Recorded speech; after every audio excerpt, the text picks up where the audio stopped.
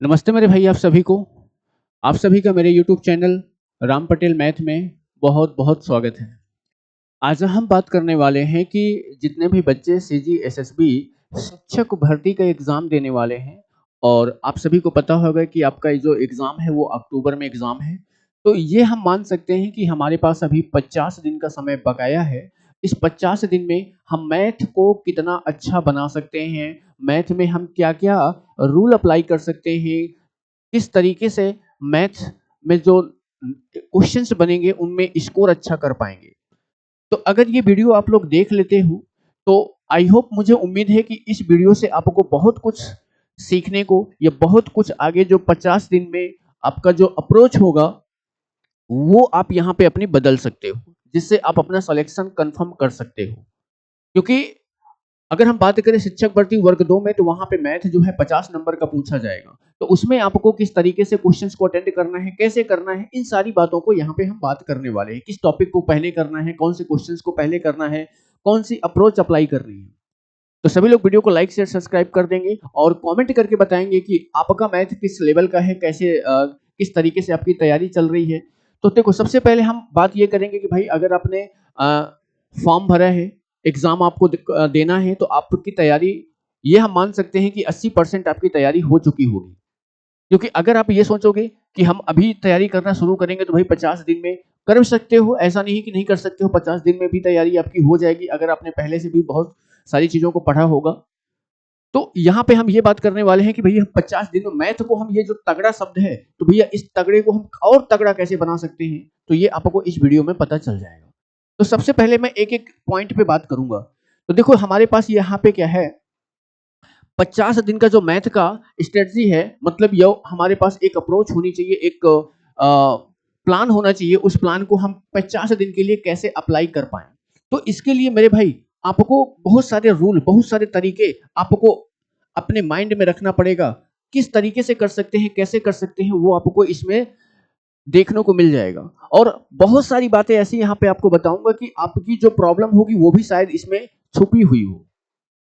तो ये 50 दिन टारगेट लेके चलना है कि इस 50 दिन को हमको बहुत बेहतर तरीके से पढ़ाई में करना है। सबसे पहला जो आपका काम है, आज इस वीडियो को देखने के बाद सबसे पहले देखो यहाँ पे क्या लिखा है, अपना लेवल चेक करो। तो सबसे पहले आपको क्या करना है, अपना एक लेवल चेक करना है कि हमारा मैथ का लेवल क्या है, हम मैथ में कितने लेवल पे हैं, या नॉर्मली भाषा में बोलूं जिसको बोला जाता है कि आप कितने पानी में हो।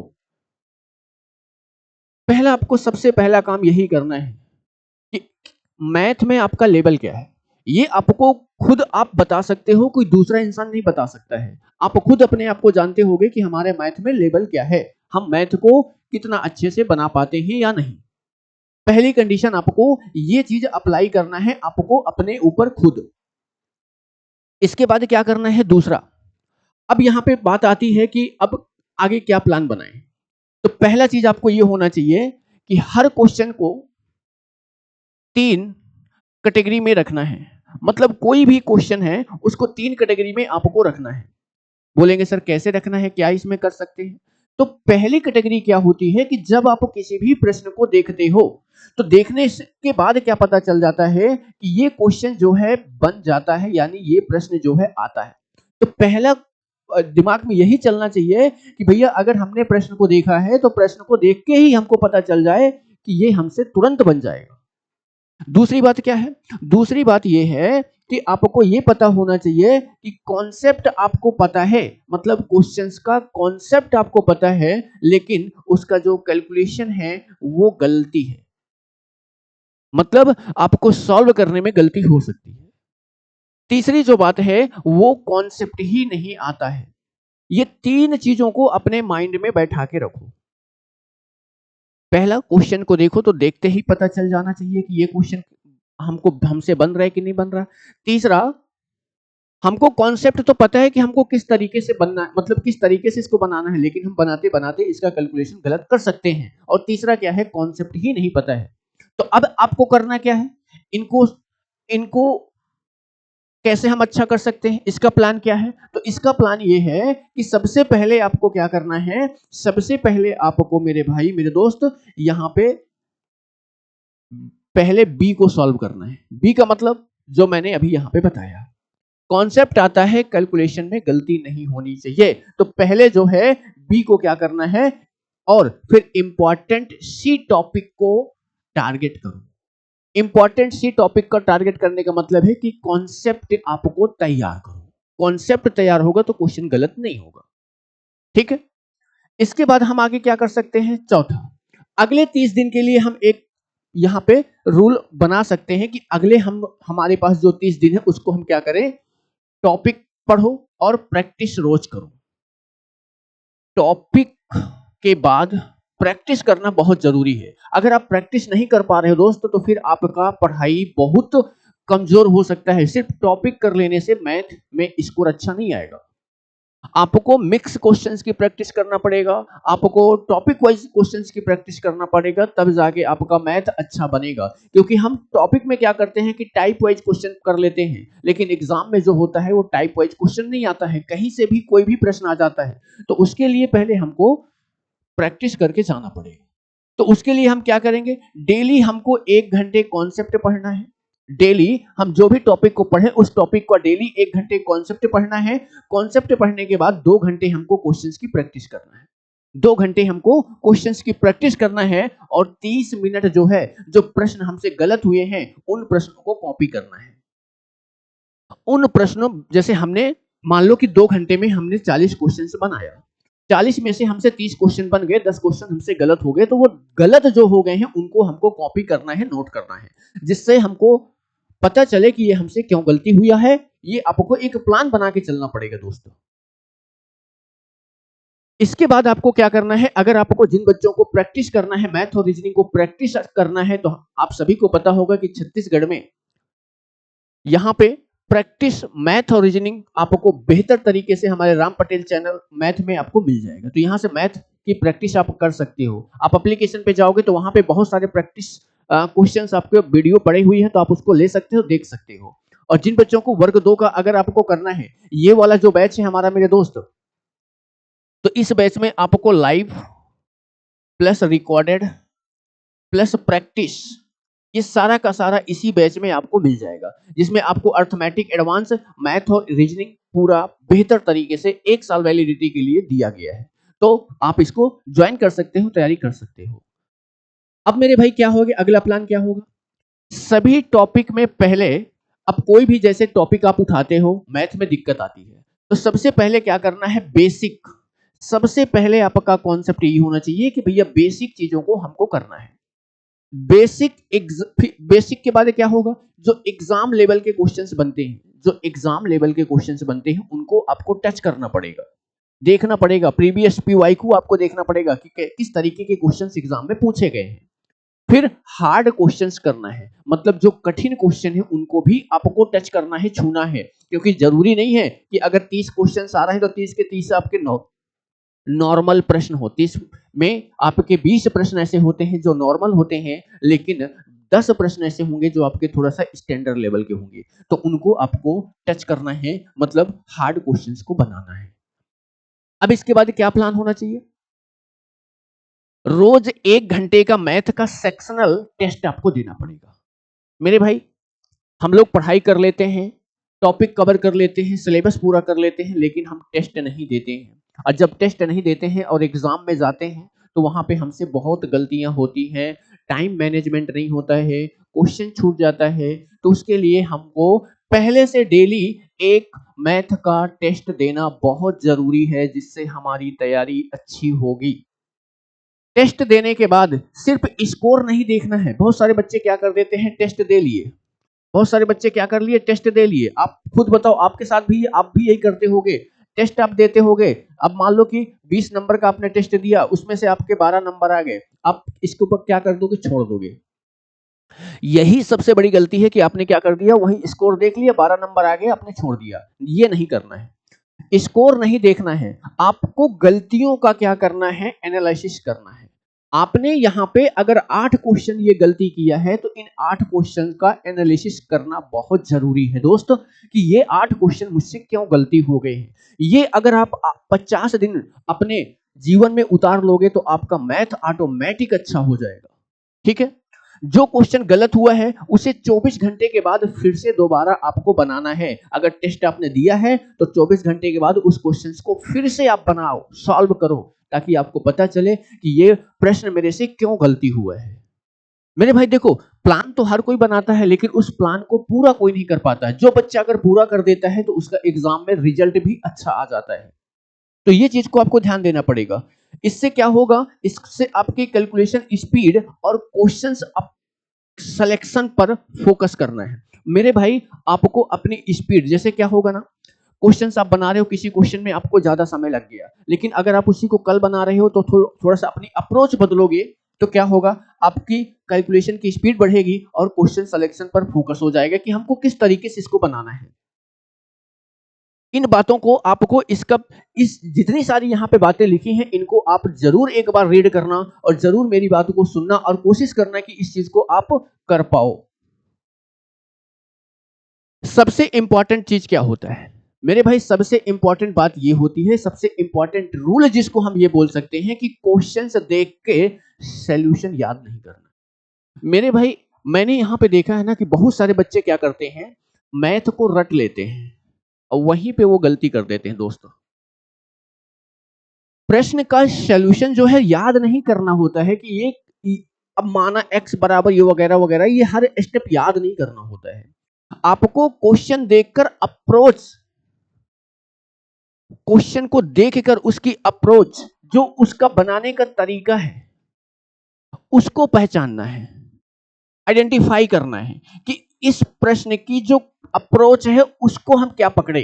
अगर ये चीज आपने पकड़ लिया जिस प्रश्न में, तो फिर आपको प्रश्न कभी भूलेगा नहीं और उस तरीके का अगर कोई भी प्रश्न आएगा तो आप उसको जरूर बना लोगे। तो रटने वाला सिस्टम यहां से हटा दो। मैथ में रटना नहीं है, रटोगे तो दिक्कत में फंसोगे, क्योंकि अगर थोड़ा सा भी क्वेश्चन घुमा देगा तो फिर आप घूम जाओगे। अगर आपने अप्रोच पकड़ लिया है, उसको आपने देख लिया है कि किस तरीके से ये क्वेश्चन बन रहा है, तो फिर वो कभी गलती नहीं होगा। तो इस बात को सबसे ज्यादा याद रखना है कि कैसे हम इसको कर सकते हैं। आगे देखो यहां पे जो लिखा है कि टॉपिक को पढ़ो नहीं, क्वेश्चन पहचानो। बोलेंगे सर कैसे, इसका मतलब क्या है? इसका मतलब यह है दोस्त कि जैसे मान लो कि हमने परसेंटेज लिया, प्रतिशत लिया, और प्रतिशत में आपको देखते होंगे कि कई सारे टाइप के क्वेश्चन आते हैं। एक वृद्धि वाला, कमी वाला, और चुनाव वाले, जनसंख्या वाले। तो आपको टॉपिक नहीं पढ़ना है, आपको क्वेश्चन पहचानना है कि ये क्वेश्चन कहां का है, ये क्वेश्चन किस टाइप का है, ये क्वेश्चन में क्या अप्रोच लगेगी। अगर ये चीजों को आप पकड़ पा रहे हो तो आपका मैथ उसी दिन से अच्छा शुरू होना हो जाएगा। हर टॉपिक में क्वेश्चन देखकर 10 सेकंड में पहचान जाना है। जैसे हमारे सामने अगर क्वेश्चन आया, मान लो कि हमारे सामने प्रॉफिट लॉस का यानी लाभ हानि का कोई भी क्वेश्चन आया, लाभ हानि का। अब हमको लाभ हानि को देख के तुरंत पहचानना है कि भैया ये तो लाभ हानि का है, लेकिन लाभ हानि में कहां का है। क्या इसमें एसपी बराबर है, क्या एसपी बराबर है, क्या सीपी बराबर है, क्या प्रॉफिट हो रहा है, क्या लॉस हो रहा है, क्या हम अप्रोच कर सकते हैं इसकी। तो कौन सा कॉन्सेप्ट या कौन सी अप्रोच है, मतलब जैसे हमने क्वेश्चन देखा। अब जैसे मान लो मेरे भाई कि अगर आपने मेंसुरेशन को देखा, तो मेंसुरेशन में जैसे मान लो कि यहाँ पे एक समबाहु त्रिभुज का क्वेश्चन आया, तो मेरे भाई आपको तुरंत पता चलना चाहिए कि ये मेंसुरेशन का क्वेश्चन है और मेंसुरेशन में समबाहु त्रिभुज का है, और समबाहु त्रिभुज में से क्या पूछा है, क्षेत्रफल पूछा है, परिमाप पूछा है, ऊंचाई पूछा है। तो क्वेश्चन में कौन सा कॉन्सेप्ट लगेगा और कौन सा अप्रोच हम लगा सकते हैं ताकि हमारा क्वेश्चन जल्दी से बन जाए। तो इन बातों को अपने जीवन में उतार लो मेरे भाई कि अगर आपको मैथ में अच्छा स्कोर करना है। 3 लेवल क्वेश्चन का सिस्टम बना लो,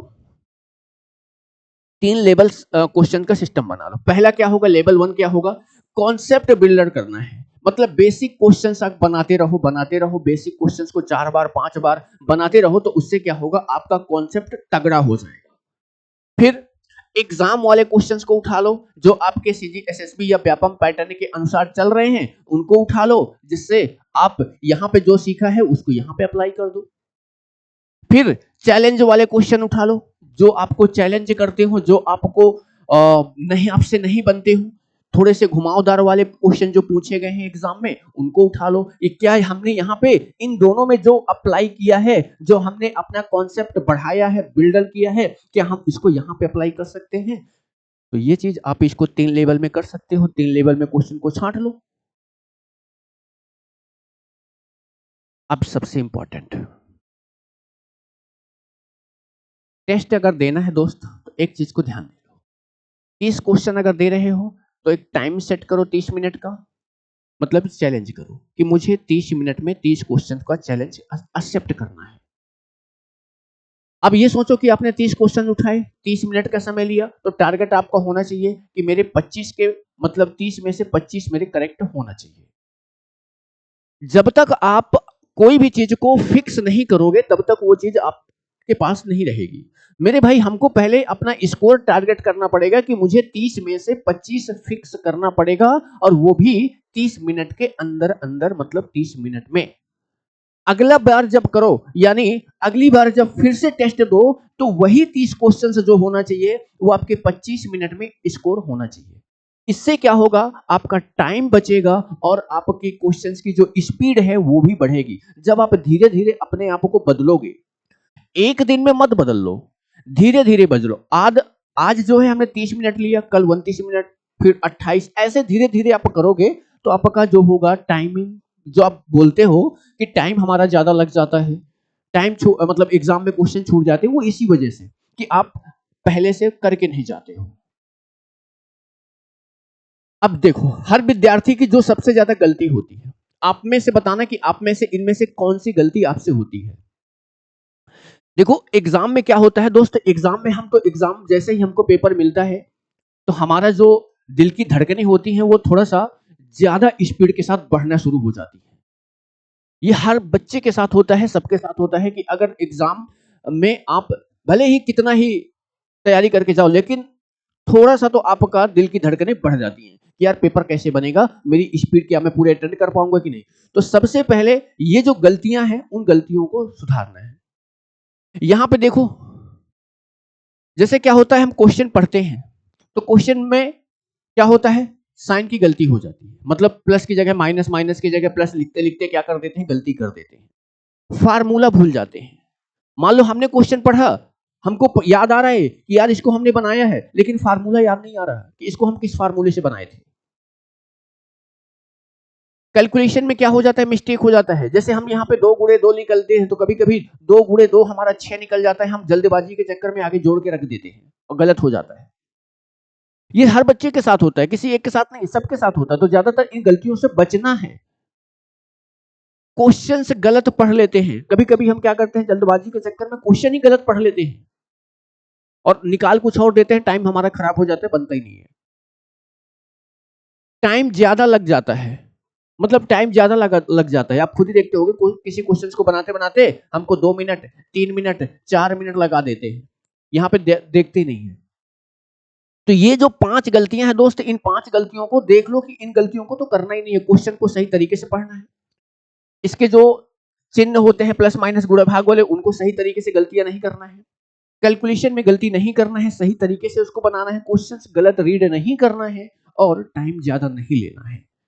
इन 5 गलतियों को सुधार लेना है जो आपके जीवन में, आपके मैथ में अच्छा स्कोर बना सकती है। ठीक है दोस्त, सबसे जरूरी क्या होता है कि मेरे भाई, बहुत सारे बच्चे सोचते हैं कि मैथ में सारे के सारे क्वेश्चन बनाना जरूरी है। ऐसा कुछ भी नहीं है। आप ये सोच लो कि मान लो कि अगर 50 क्वेश्चन आ रहे हैं तो जरूरी नहीं है कि आपसे, सामने वाले से अगर 50 बन रहे हैं तो आपसे भी 50 बन जाए।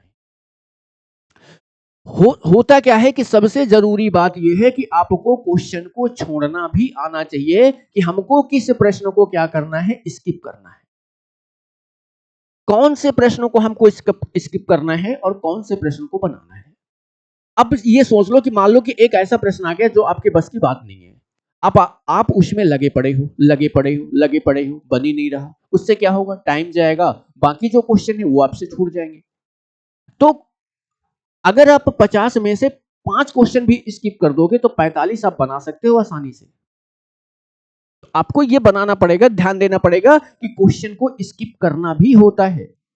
मैथ में हर क्वेश्चन करना जरूरी नहीं होता है। अगर आप एक दो मिस भी कर दोगे तो उससे ज्यादा फर्क नहीं पड़ेगा, लेकिन अगर आप उसमें लग गए तो भाई एक के चक्कर में आप बाकी जो 5 क्वेश्चन है उनको आप छोड़ दोगे। तो ध्यान देना है, क्वेश्चन को देख के ही पता करना है कि कौन सा क्वेश्चन हमको क्या करना है, स्किप करना है, कौन सा हमको छोड़ना है। तो ये चीज को आप यहां पे सबसे पहले ये तभी पता चलेगा जब आप टेस्ट दोगे, और टेस्ट में आपको पता चलेगा कि ये क्वेश्चन मेरे से बन रहा है कि नहीं बन रहा, तभी आप इसको एग्जाम में भी अप्लाई कर पाओगे। मैथ में सिलेक्शन ज्यादा पढ़ने से नहीं होता है। देखो बहुत चीजें ये होती है कि बच्चे क्या होता है दिन भर पढ़ता रहता है, दिन भर पढ़ता रहता है। नहीं भाई, मैथ में अगर सिलेक्शन लेना है आपको तो क्वेश्चन पर सही अप्रोच से होगा। अगर कोई भी प्रश्न दिया है उस प्रश्न के बनाने के तरीके आपके पता होना चाहिए कि आप इसको कम समय में किस अप्रोच से बना सकते हो। आप पढ़ने को तो पूरा पढ़ लोगे, लेकिन जो पढ़ोगे तो जरूरी थोड़ी है कि मेरे भाई वही चीज आप एग्जाम में उसी तरीके से बनाते रहो। आपको प्रश्न को देख के उसकी सही अप्रोच पकड़ना है कि मैं इसको किस तरीके से बनाऊं ताकि ये जल्दी बने और मेरा टाइम बचे। क्योंकि सबसे इंपॉर्टेंट बात ये होती है, टाइम का ही खेल होता है। अगर टाइम जिस बच्चे ने अप्रोच को सही अप्रोच में मतलब सही टाइम में अपनी सही अप्रोच पकड़ लिया तो उसका सिलेक्शन कंफर्म हो जाता है। आता सभी को रहता है, लेकिन किसी से जल्दी बनता है, किसी से लेट बनता है।